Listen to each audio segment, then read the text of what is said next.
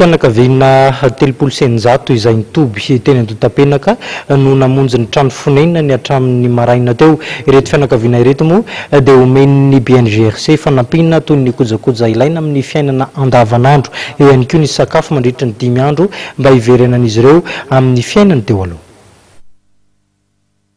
Enjato mahery ireo fianakaviana efa namonjy ny tokantranony hatramin'ny fiandohan'ny herinandro teo. Voaisa tao anatin'izay fanisana nataony araka izay zany dia nanana carnet daholo. Rehefa zany vita zay dia nivoaka le chiffre zay efa ananantsika rehetrarehetra dia ny hoe 703 teo ny isan'ny olona ary teo amin'ny 250 sy amin'ny 100 ny isan'ny fianakaviana. Dia ireo fianakaviana ireo zany samy nahazo carnet daholo.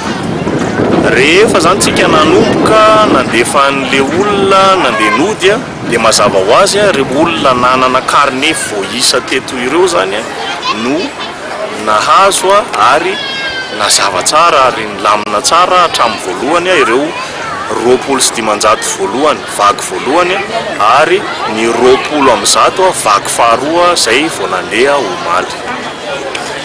Ny olana zany dia ataotsika hoe misy an'ireny olona zay mpanararotra avany ivelany mieritreritra ary misandoka hoe olona hoeto satria hitan'izany fa misy mesure d'accompagnement izay omena an'ireo olona mba tafiditra tanteraka ao anatin'le stratégie de sortie izay ahafahana zany manampy an'ireo traboina hiarina.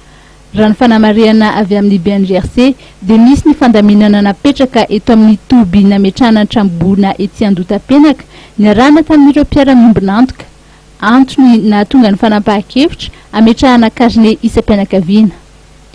Ireo fianakaviana namonjy fodiana moa dia omena kojakoja ara-pidiovana toy ny zinga avy amin'ny UNICEF ary mahazo ihany koa sakafo manta toy ny vary sy ny koba ho an'ny ankizy mba hanombohan'izy ireo indray ny fiainany eny amin'ny trano fonenany.